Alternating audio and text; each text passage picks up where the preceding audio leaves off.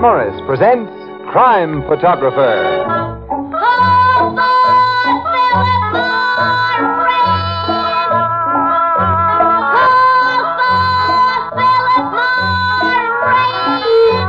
It's a wonderful, wonderful feeling to wake up fresh with no cigarette hangover. Yes, you'll be glad tomorrow you smoked Philip Morris today.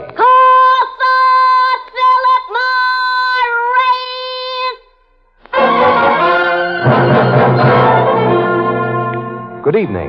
This is Ken Roberts greeting you for Philip Morris and inviting you to listen to another adventure of Casey, crime photographer, ace cameraman who covers the crime news of a great city. Written by Alonzo Dean Cole, our adventure for tonight, Sellout.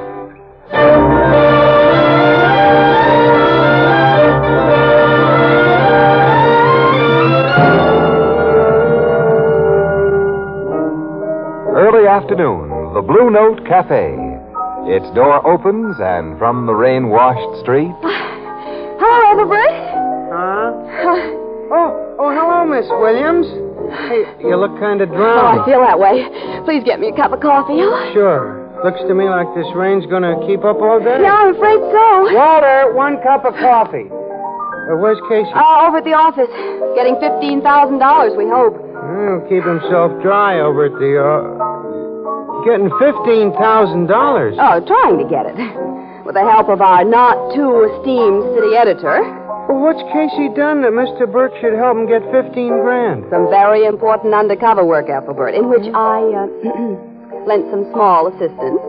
What do you mean? Very confidentially. We've turned up an exclusive story that should blow this town wide open. But the Morning Express will have to give us the money to pay for it. Oh, I see. Oh, if our managing editor was in town, we'd get the money without any trouble, but he's away on vacation, and Talbot, the new assistant of his, is a tightwad. Thanks, Walter. Here's your coffee, Miss Williams. Oh, thanks. Casey and Burke may have a hard time selling him. Talbot's the guy who talks funny. Talks funny? Yeah. Oh! You mean his state of Maine accent? Maine, where he's from? Around Portland, I think. And like most real Yankees, he knows how to nurse a dollar. And since he's in charge of the paper's money right now... Say, what is this story that's big enough for a $15,000 payoff, huh? That, Ethelbert, is top secret at the moment. And too dangerous a secret for us to pass along even to you.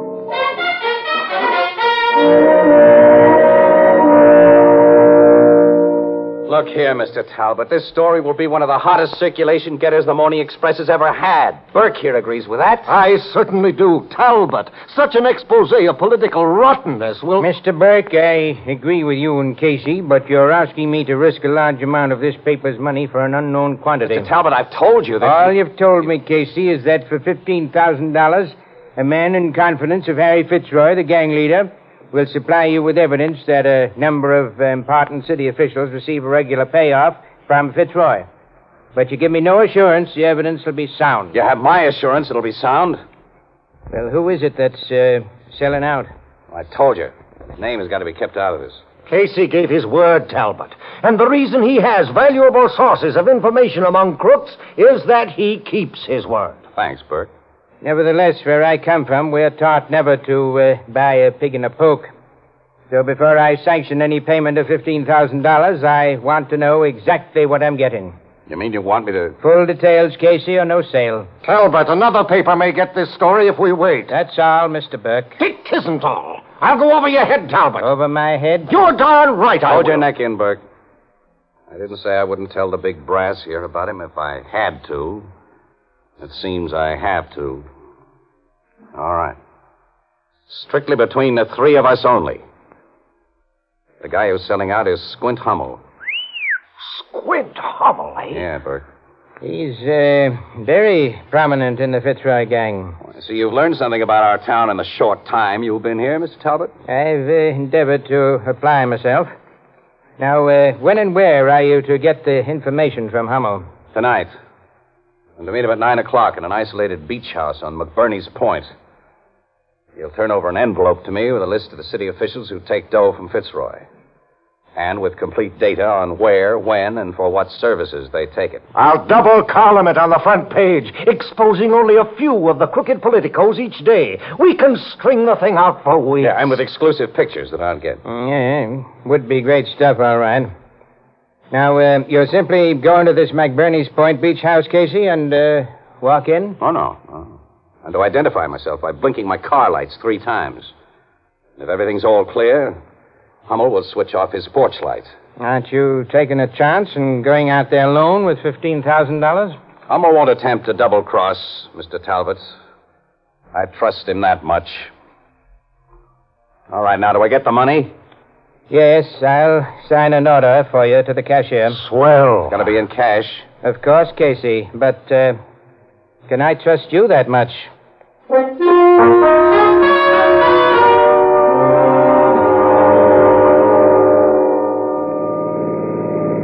That louse Talbot. Annie, he as much as said that he didn't trust me with the paper's money. Oh, forget about Talbot, Casey. He's just a little man who's temporarily in a big job.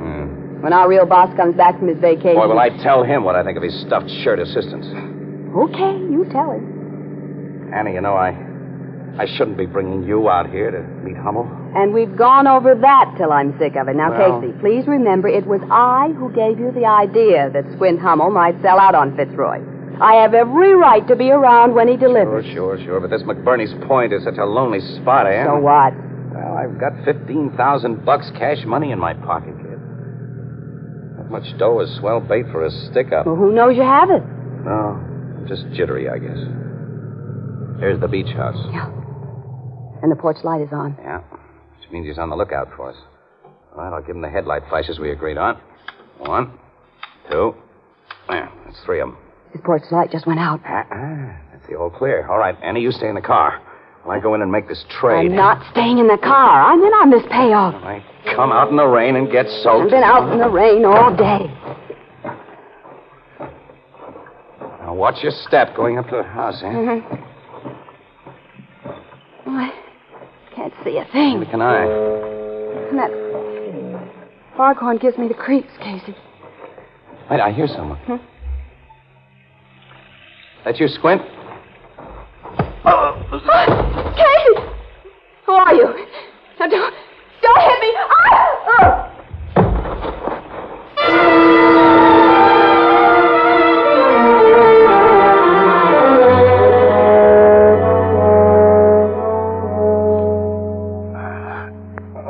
Casey? Oh, speak to me, Casey. Oh, you're breathing, Casey. Hello, Annie. You're alive. I don't know about that. What happened? Someone hit us. I don't know who. You first and then me. I remember now. We were walking towards Squint Hummel's in the dark. And now we're in a car, and it's our car. We're not on a beach, and this isn't McBurney's Point. Oh, big trees all around us here. Annie. What? $15,000 is not in my pocket. Casey. That's why we were slugged, that lousy double-crosser Hummel. Oh, he took the paper's money. Sure, and I was sap enough to think that he... Casey! What? In the back of the car. Look.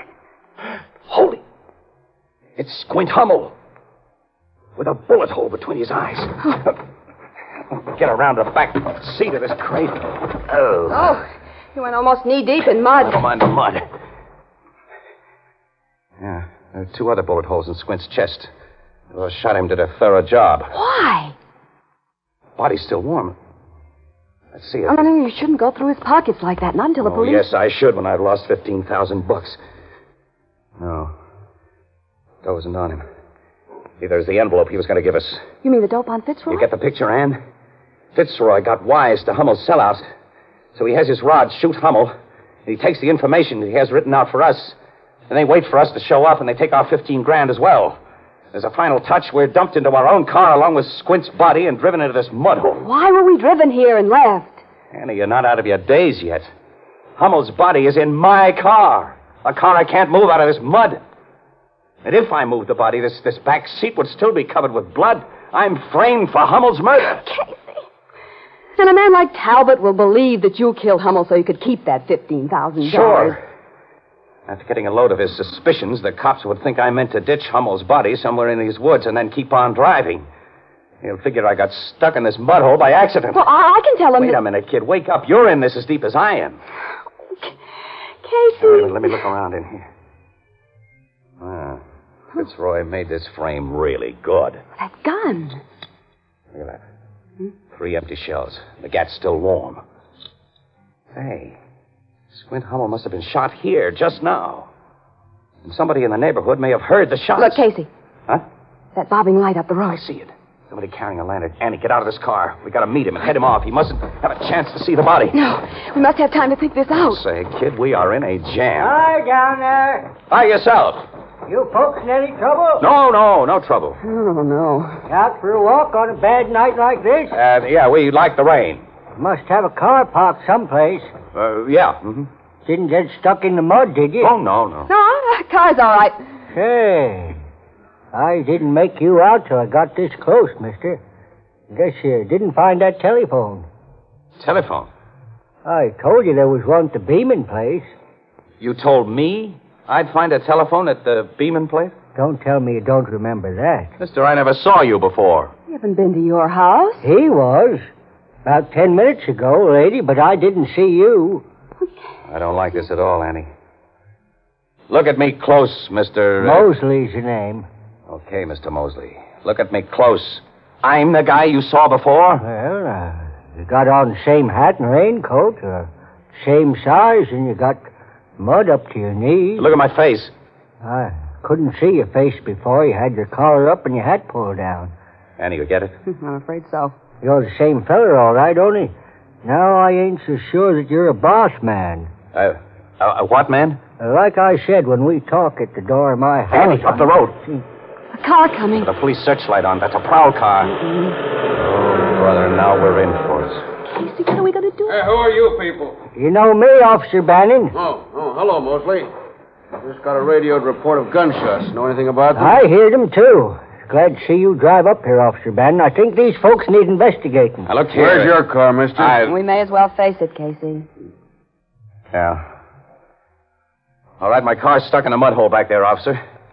You'll find a dead man in it. A dead man? But we can explain. Put your arms over your head. That's right, Bannon. Put your gun onto The them. sooner you get Captain Logan of Homicide out here, the sooner you can relax your grip on that shooting iron. Captain Logan knows us very well. I'll bet he does, and the commissioner will be a friend of yours, too. Well, if you don't believe me, get on that prowl car radio of yours and call Officer it. Bannon, there's Yeah? another car coming. Yes, I see. Hey, you in that sedan. Who are you? What are you doing here? This is for you, copper. Officer Bannon's been shot. I'm getting out of here. Rest of you. Don't move or you'll get it too. Hey, the old guy, where did he go? You got away among those trees. Anyway, those two are the chumps we want. What? You want us? And how? Hand over that envelope you got from Hummel, Casey. Hey, you're Ed Stark, one of Fitzroy's mob. Where's that stuff? You think I got something from Hummel? Yeah. I don't get this. Oh, Casey, we thought... Will you hand it over? Or shall we find it? The hard way for you. Starkey, I didn't get any stuff from Hummel. Yeah, that's the way you want it. Work him over, Don't hit him with that gun! Oh! You'll get the same, sister, if you don't come clean. That's a promise. Now, where's the stuff Squint Hummel gave you? And where is Hummel?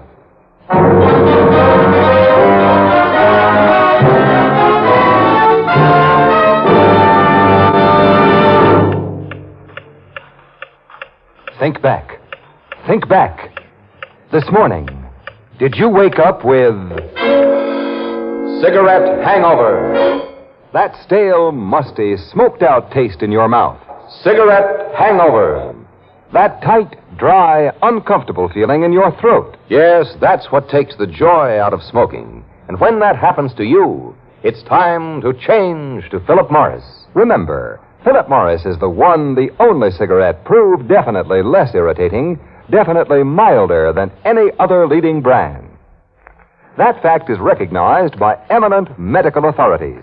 No other cigarette can make that statement. Remember, top-ranking doctors, eminent nose and throat specialists actually suggest Philip Morris in cases of irritation due to smoking. That's why we say, if you're tired of cigarette hangover, join the millions and change to Philip Morris. You, too, will discover in Philip Morris a milder smoke, a fresher, cleaner smoke than you've ever known before.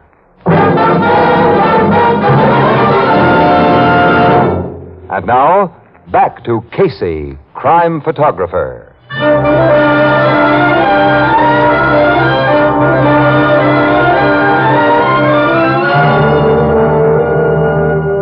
I've looked everywhere, Starkey, including the body of the cop I knocked off. The envelope just ain't on nowhere. I told you, men, we never saw any envelope. Shut up. Sure you gave Casey's car a thorough going overboard? You saw me do it. Yeah. That boss isn't going to like this. A boss or no boss, we gotta get out of here. That old guy who got away may have phoned the cops by now. Casey's still out cold. Lift him into your car. Drop him in the back seat. Okay. Where are you taking him? You'll find out, Miss Williams, because you're going to the same place. What are you going to do? Make you tell us where you hid that stuff after Casey killed Hummel? He didn't kill Hummel. You told us a lot of bushwa. Casey's in, Starkey. And you get in, sister. In front. All right. You drive, Bo. We're on our way. Head for the Blossom Street hideout. I'll phone the boss from there. He's going to be awful sore because we didn't find his stuff, Starkey. Bringing him Casey and his gal, aren't we? He's lucky we have that much on the short notice he gave us. Well, he got that phone tip on such a short notice. Fitzroy? Got a phone tip? Yeah. There's no harm in telling you anything, sister, since you won't tell anyone else. Some guy who wouldn't give his name phoned the boss around 9 o'clock and spilled your whole setup.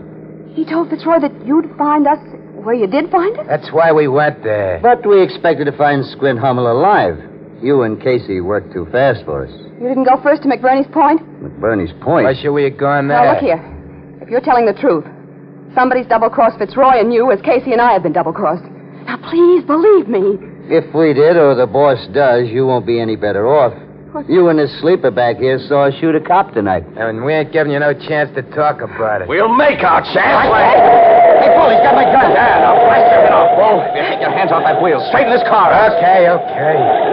Playing possum back there. That's right. I was just waiting for Stark to get careless. Oh, you... Don't move, Stark. All right, now, Bull, stop the car. Okay. And take his gun. You bet. I've got it. Get out on the road, you birds. Get out. You heard me. Casey, aren't you going to take them to the police? We're throwing the clink ourselves for the murder of Squint Hummel. Well, You can't do nothing to us. Oh, yes, I can. I can give you what you gave me. Hey, don't hit me when I come. Don't. Sure is nice to be on the sending end for a change. Gee, you're hitting so hard, Casey. Not too hard. They'll lie quiet there, and the cops pick them up. But you just said that we That couldn't... we couldn't take them to a precinct station. That's true, but I can and will phone from one of the nearest drugstore. Without saying who you are. Yeah, I'll get back in their car. Annie, we're leaving. Okay. Where do we go after you phone the cops to get those guys? We'll go on the lam, kid, until we can deliver the real killer of Squint Hummel. Well, how are you going to find him? We have no idea who he is. Annie, old man Mosley saw the killer, the guy who wore a raincoat and a hat like mine. Now, that was part of the frame-up, to place me definitely at the scene of the murder. Well, but who had any motive to frame you and me outside of Fitzroy? You heard what those gunmen told me. Yeah, that they didn't go to McBurney's Point, and that Fitzroy knew nothing about Hummel's promised sellout to us until he got an anonymous phone tip. Nuts, it doesn't make sense. Well, I think the whole thing just happened as it did, Casey. Wait a minute, there's a drugstore.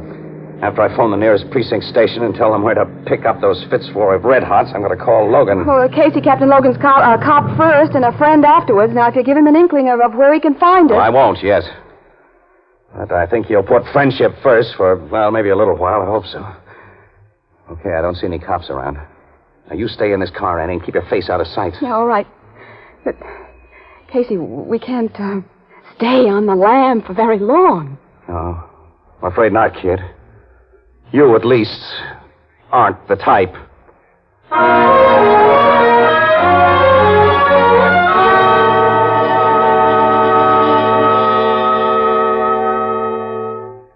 Casey, where are you phoning from? I've already said I won't tell you, Logan. You know I can put a tracer on this call. I'll be gone from here before then. Now, look, pal. Do you believe the story I've just told you? Yes, I'm sap enough to believe it.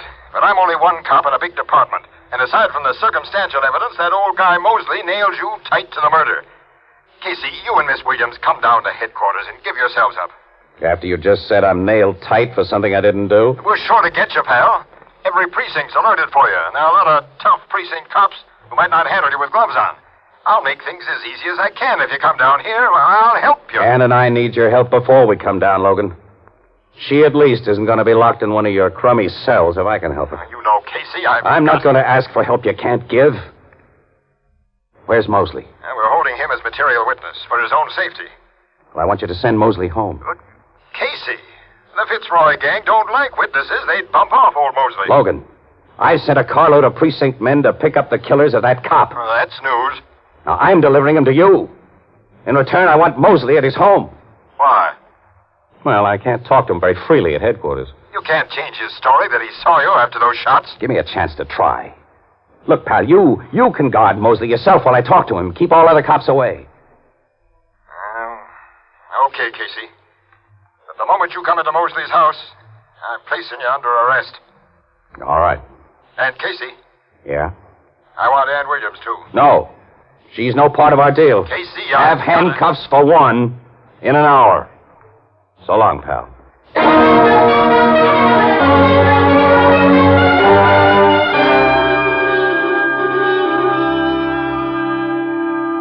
Mr. Casey, I'm just as sure as can be you're the fella come to my door tonight. Yeah, but Mr. Mosley, you admit you didn't get a good look at that guy's face. Over and over, he's repeated his positive identification of everything else about you, Casey. Well, the guy's hands, his feet. Or wasn't there something about him that was different from me? You said his voice. People can change their voices. Casey, I've allowed you well over an hour, and you've gotten nowhere. Yeah, I know. I'm finished, Logan. I'm glad of that. I'd like to get a little sleep tonight. We'll be going, Mr. Mosley. Yeah? Wait a minute. There's one thing that bothers me about you, young feller. I could have sworn you were a boss man. Boss man? You said that once before. What do you mean by the boss man? Well, that's what the folks in the part of New England I come from call the folks that live east of them around Bath, Maine, on account of their way of talking. Logan, I've got it. I've got it. Got what? The answer to this murder frame-up. Logan, if you and Mosley will help me, I'll give you the real killer of Squint Hummel delivered to this house.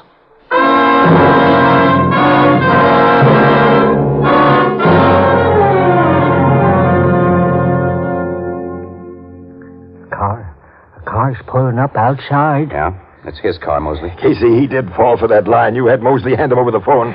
I'll say he did.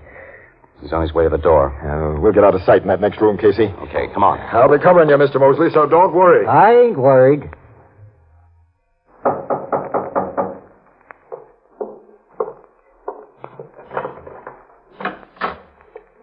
Good morning. I know who you are. Come in, mister. You are, Mr. Mosley? Uh-huh. But you knew that without asking. We met only last night when you come to my door and said you wanted to use telephone. I'm afraid you're mistaken. Well, if I'm mistaken, why did you drive way out here to see me at 2 o'clock in the morning, hey? Because your phone call of an hour ago roused my curiosity.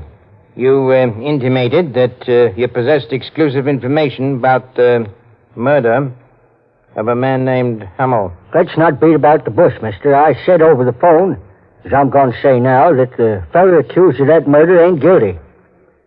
And I know who is guilty. Who? You. What evidence have you for your accusation? I'm keeping that to myself until we make a deal. I'd like you to be more specific. I'll tell you only this. Unless I'm paid to keep my mouth shut, I can send you to the electric chair. Yep.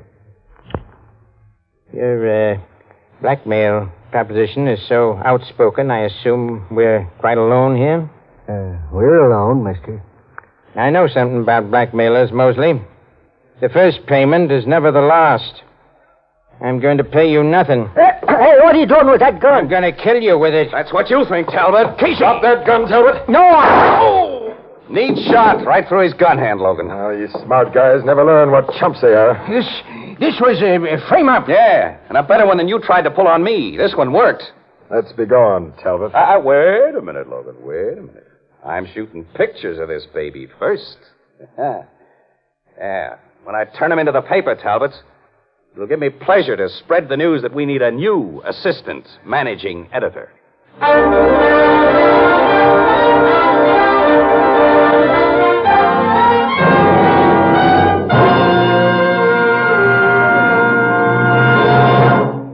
We'll join our friends in the Blue Note in just a moment. But first, it's a wonderful feeling. It's a wonderful feeling. It's a wonderful, wonderful feeling to wake up fresh with no cigarette hangover. Yes, that's something more and more smokers who have changed to Philip Morris are discovering every day. Millions of new smokers now enjoying in Philip Morris a milder smoke, a fresher, cleaner smoke than they've ever known before. And for a good reason. For in Philip Morris, they enjoy the one cigarette proved definitely less irritating, definitely milder than any other leading brand. Yes, it's actually suggested by top-ranking doctors, eminent nose and throat specialists, in cases of irritation due to smoking. Doesn't it make good sense for you, too, to try Philip Morris? Yes, join the millions and see what a difference it makes, what a pleasure it is to smoke America's finest cigarette. Next time you step up to a cigarette counter, call for Philip Morris. And remember, you'll be glad tomorrow you smoked Philip Morris today.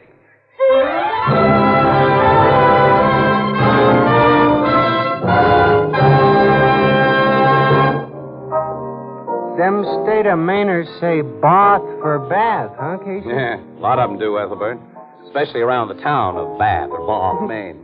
And when Mr. Mosley said he first thought the man who came to his door was a boss man, a light broke in our Mr. Casey's brain. Yeah, it finally broke after he'd said it several times. And then Talbot was from Maine. He used that broad A. And he was one of the very few people who knew about our setup with Squint Hummel. Well, I figured our new assistant managing editor had gone in for a little murder. I can't understand why a fellow with a swell job like he had did what he did for only $15,000. Well, that was only incidental, a part of the frame on us. What do you mean, Miss Williams? Well, Talbot had $1 million blackmail scheme, and with the evidence Hummel was to sell us, he planned to shake down Fitzroy and all the crooked politicians on his payroll. I see. But now the cops have that evidence. Mm-hmm. And it'll be used to send Fitzroy and a lot of his trained SEALs to jail. Also, the cops got back the paper's $15,000. There's one thing I still don't get, Casey. What's that, pal? Why did Talbot make that anonymous phone call to Fitzroy and tip him about Hummel's sellout? To make his perfect crime more perfect. If Fitzroy's gunman had killed us, everybody'd think that we'd killed Hummel and taken it on the lam. And no one would have ever suspected Talbot. Gee, we'd have sure missed you around here. Would you really now, pal? Well, that reminds me, Casey, there's a little matter of $13.20 that's overdue. Annie, come on. We're on the lam again.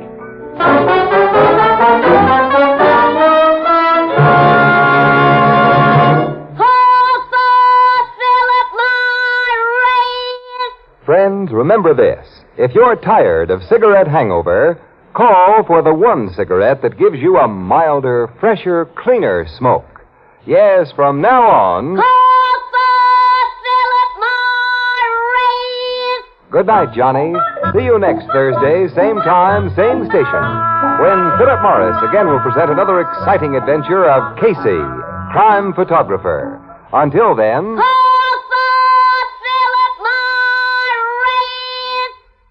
Smoke a pipe? You get real solace, comfort, and pleasure from Revelation. Plus smooth burning. Plus a swell aroma. Revelation pipe tobacco is a revelation in smoking pleasure. Only 15 cents.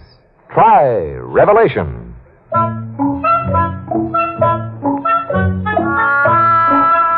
Crime Photographer, starring Stotts Cotsworth as Casey, is produced and directed by John Dietz. It is written by Alonzo Dean Cole and is based on the fictional character of Flashgun Casey, created by George Harmon Coxe. Original music by Cy Fewer, and the program features Jan Miner as Anne and John Gibson as Ethelbert. Herman Chittison is the Blue Note pianist, and this is Ken Roberts saying good night for Philip Morris, America's finest cigarette. This is CBS, where 99 million people gather every week. The Columbia Broadcasting System.